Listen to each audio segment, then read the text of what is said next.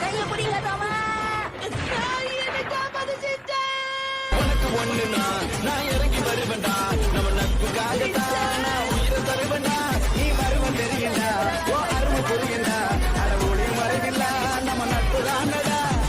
நட்பு இருக்கு, மத்ததெல்லாம் இருக்கு. கடவுள் தந்த வரம் உனக்கு.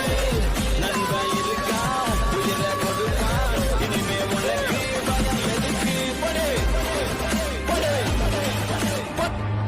அடுத்த நாள் கண்ணை முழிச்சமா போனஸ், அவ்வளவுதான். எவ்வளவு நாள் வாழ்றோமோ அவ்வளவு நாள் ஜாலியா வாழ்ந்துருங்க.